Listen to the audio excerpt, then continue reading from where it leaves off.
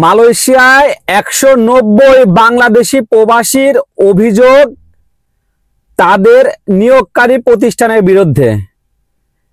এইটা গেল তো একটা প্রতিষ্ঠান, এইরকম মালয়েশিয়াতে হাজার হাজার প্রতিষ্ঠান আছে, যেই প্রতিষ্ঠানগুলা বাংলাদেশি প্রবাসীদের সাথে বেতন বলেন, ভাতা বলেন, আপনার ব্যবহার বলেন, প্রত্যেকটা কার্যক্রমে অনেক প্রতিষ্ঠান খারাপ করে, যেগুলার খোঁজ খবর রাখে না মালয়েশিয়ার বাংলাদেশ দূতাবাস।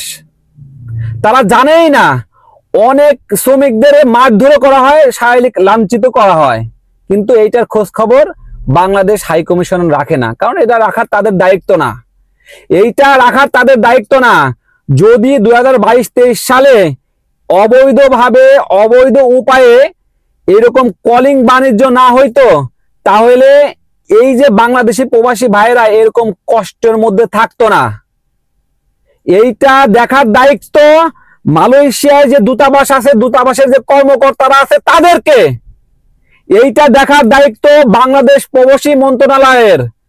ডক্টর আসিফ নজরুল মালয়েশিয়াতে আসছিল, আসার পরে এইটা নিয়ে কথা বলার কথা ছিল, কিন্তু তিনি কথা বলেননি।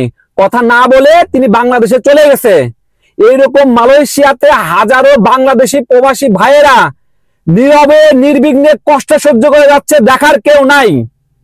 আমি আপনাদের প্রমাণস্বরূপ একটা দেখাই, দেখেন কেমন আচরণ করে, দেখেন কি কথাবার্তা বলে। এইসব কথাবার্তা শুনে একটা মানুষের পক্ষে কি কাজ করা সম্ভব? শোনেন আপনারা।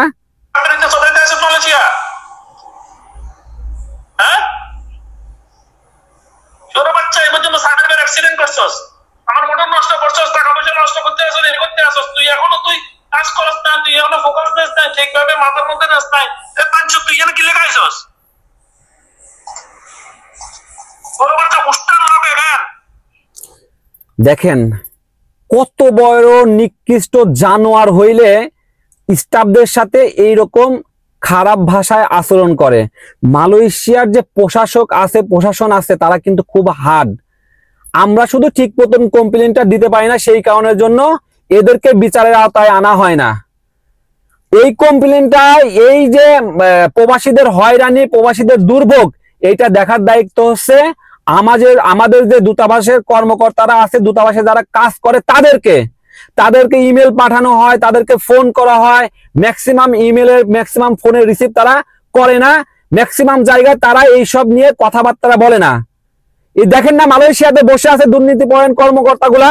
এই কর্মকর্তাগুলার কাজ হচ্ছে কলিং কিভাবে খুললে ওইখান থেকে অবৈধ উপায়ে তারা আয় করবে, কিভাবে কি করবে, এইরকম কার্যক্রম তারা করবে। হ্যাঁ, কিন্তু যারা মালয়েশিয়াতে কষ্টে আছে তাদের পাশে দাঁড়ানোর একমাত্র দায়িত্ব হচ্ছে মালয়েশিয়াতে বাংলাদেশের যেসব দূতাবাস আছে তাদেরকে সরকার নিয়োগ করছে। আমাদেরকে সুখ দুঃখ, আমাদেরকে কোথায় হয়রানি হচ্ছে, আমাদেরকে কোথায় ভোগান্তি হচ্ছে, এইগুলা দেখার দায়িত্ব তাদের। কিন্তু তারা এগুলা দেখবে না।